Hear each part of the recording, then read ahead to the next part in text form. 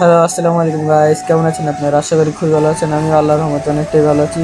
তো দীর্ঘদিন দেশে থাকার পরে এবার আমাদের ঢাকা যাওয়ার পালা। আমার ছুটি শেষ, তাই ঢাকা চলে যাব। তাই আমরা কি করলাম, শরীয়তপুর বাস স্ট্যান্ডে চলে আসলাম। বাস স্ট্যান্ডে এখন টিকিটের জন্য সিরিয়াল লাগাইছি। যেহেতু টিকিট দিতে একটু সময় লাগবে, দুপুর সময়, তাই আমার ভাইয়ের দিকে দেখেন। আমার ভাইটার মন খারাপ, সে নানু বাড়ি থেকে চলে যাবো গা। তার মন খারাপ দেখে আমারও খুবই মন খারাপ লাগতেছে।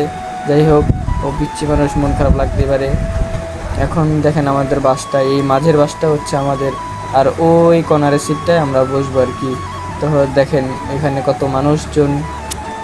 তো অনেকক্ষণ বাইরে থাকার পরে দেখতে পারতাছি যে বাস ছেড়ে দিবে, তাই বাসে উঠে বললাম। দেখেন বাসে ওঠার পরে দেখতেছি কত সুন্দর ভিউ। আমাদের শরীয়তপুর আসলেই অনেক সুন্দর, মানে শরীয়তপুর না, আল্লাহর সৃষ্টি সবসময় সুন্দর।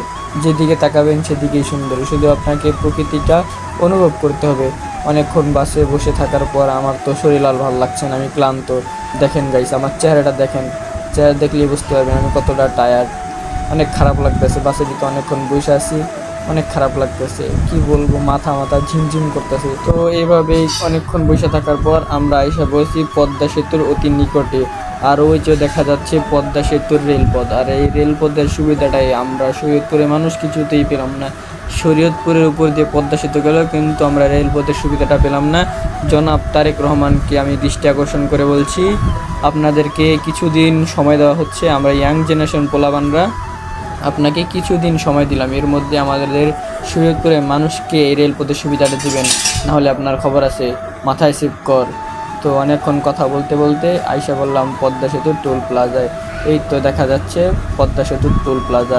এখন আমরা টোল দিয়ে আস্তে আস্তে চলে যাচ্ছি পদ্মা সেতুর উপরে।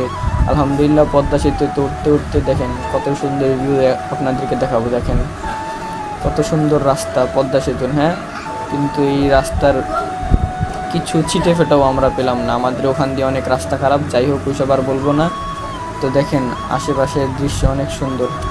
এই তো আমাদের পদ্মা সেতুতে উঠতে দেরি, কিন্তু সুন্দর সুন্দর দৃশ্য দেখতে দেরি নেই। এটা হচ্ছে শরীয়তপুরের একটা বিখ্যাত ট্যুরিস্ট প্লেস, আর আশেপাশে অনেক রেস্তোরাঁ আছে, ওই জায়গায় গিয়ে কিছু খাইতে পারবেন।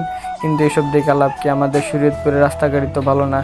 আচ্ছা যাকে, এসব কম না, এসব করলে তো আবার সমস্যা। তারেক রহমান পরে ধরে নিয়ে যাবো গা, তাহলে আবার আরেক বিধি। তো দেখেন কত সুন্দর সুন্দর দৃশ্য, মানে পদ্মা সেতুটা কি সুন্দর লাগতেছে বিকালবেলা, হ্যাঁ, অনেক সুন্দর, বিউটিফুল। তো কথা বলতে বলতে আমাদের ইতালির রোম শহরে আইসা বললাম।